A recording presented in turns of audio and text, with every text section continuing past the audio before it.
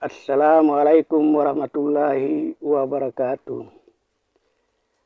Kajian ini adalah bagian yang pernah saya kemukakan pada part ke-8, yaitu penjelmaan petugas-petugas Allah dari Nur atau implementasi dari Nur Allah dan implementasi daripada Nur Muhammad.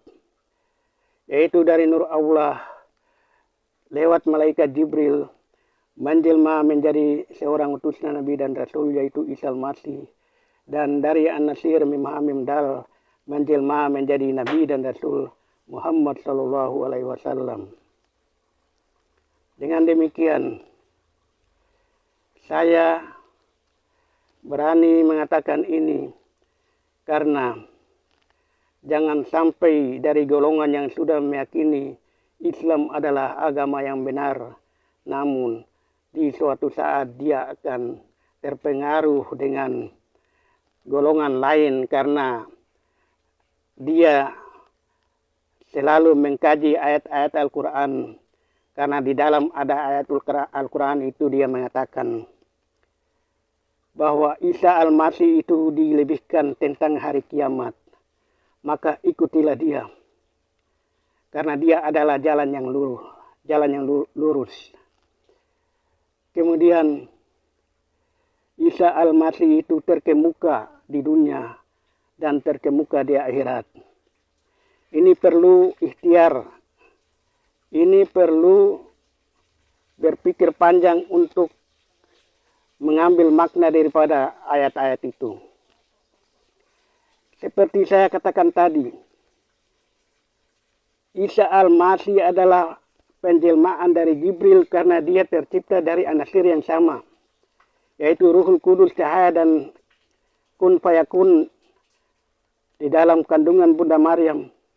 Begitu Jibril yang tercipta lewat An-Nasir itu. Lalu dalam kehidupan sehari-hari kita ketahui bahwa Isa Al-Masih itu tidak pernah menikah, tidak punya anak, tidak punya keturunan. Berarti dia masih membawa sifat-sifat dari An-Nasirnya sendiri, yaitu tidak makan dan minum dan tidak menikah. Sementara Muhammad Sallallahu Alaihi Wasallam dia memiliki An-Nasir yang nyata, maka prosesnya harus melalui sebagaimananya manusia pada umumnya, yaitu lewat perkawinan dan melahirkan.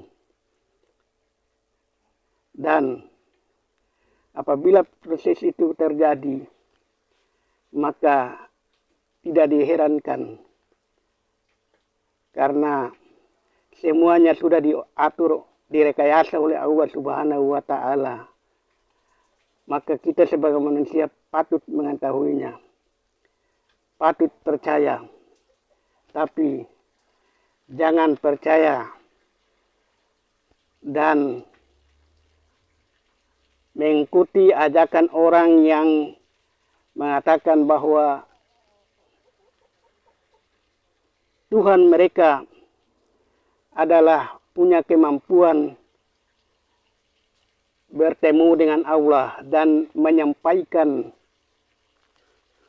doa dan permohonan oleh manusia termasuk yang beragama lain, yaitu barang siapa yang ingin ketemu dengan Allah tanpa melalui aku, tanpa melalui Tuhan mereka, maka tak seorang pun akan menemui Allah Subhanahu wa Ta'ala. Karena sesungguhnya itu kembalikan kepada kajian dalam pengenalan diri, pasti kita dapatkan kebenarannya. Namun itu nanti dibahas pada topik-topik berikut. Dan sangat disayangkan, dikatakan bahwa dia adalah penyelamat. Dia adalah penebus dosa yang diakibatkan dari dosanya Adam dan Hawa. Dan tidak ada yang mampu menebus dosa. Sementara mereka tidak memahami apa itu dosa sesungguhnya. Apa itu pahala sesungguhnya. Sehingga berani-beraninya mereka, walaupun itu betul dikatakan dalam ucapan dari seorang utusan yang namanya Isa Al-Masih, tapi perlu banyak kajian, bukan hanya sekedar mendengar, taat dan tunduk. Jangan hanya sekedar kalau dalam Islam sami'na wa ata'na, kami dengar dan kami taat, tapi pelajari dulu ilmunya. Jangan sampai kita tergelincir pada sebuah jalan yang salah. Para pendengar yang saya hormati, memang dia menyelamatkan kita, tapi belum tentu dia menggiring kita ke surga. Karena dalam sejarah Isa itu, dan Isa itu dikatakan bagi mereka adalah Tuhan mereka, itu tidak pernah menikah. Sementara kita ketahui dalam surga itu ada bidadari-bidadari yang siap dinikahi oleh orang-orang yang beriman. Apakah Isa punya kewajiban itu? Tentu tidak. Berarti walaupun dia menyelamatkan dan kita akui, karena dia adalah perwujudan daripada malaikat, dan malaikat itu yang akan bertanya kita di alam kubur, dan malaikat itu juga akan hadir dalam setelah hari kiamat, yaitu kita dibangkitkan. Tapi bukan berarti dia menggiring kita ke surga. Yang menggiring kita ke surga adalah orang yang membawa sunnah. Barang siapa yang mengikuti sunnahku perkawinan, maka dia tergolong umatku. Tapi semua umat yang ada di muka bumi ini, baik yang Islam maupun yang beragama lain, pernah bersahadat, pernah berhijrah, pernah jihad fisabilillah, tapi dalam syariat sehari-hari tidak mengakui itu, maka dia tidak akan selamat. Ingat itu, mereka tidak akan selamat dan mereka tidak akan mampu masuk ke surga karena tidak mengakui Islam, yang di dalam Islam itu ada proses itu, dan proses itu kita dapatkan di dalam perjalanan yang dikenal dengan napak tilasnya, ketika kita dalam proses dari alam ke alam. Kemudian pada alam yang terakhir, alam akhirat, kita diperhadapkan dengan Tuhan kita. Siapakah Tuhan kita?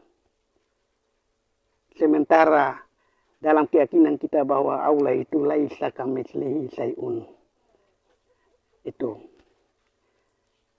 Itulah yang akan menjadi kebenaran. Bukan berarti kita harus pasrah dan tunduk kepada ayat-ayat yang diterangkan tadi. Dia dapat mengetahui tentang hari kiamat, dan dia terkemuka di dunia dan terkemuka di akhirat. Lalu kita harus tunduk dan taat kepada dia? Tidak. Karena betul dia itu bahagian dari Jibril, dan Jibril itu memiliki kelebihan ilmu yang dia dapat dari kitab induk yang tidak berhuruf, tidak berkata dan tidak berkalimat. Sekian, nanti kita sambung pada kesempatan berikut. Wassalamualaikum warahmatullahi taala wabarakatuh.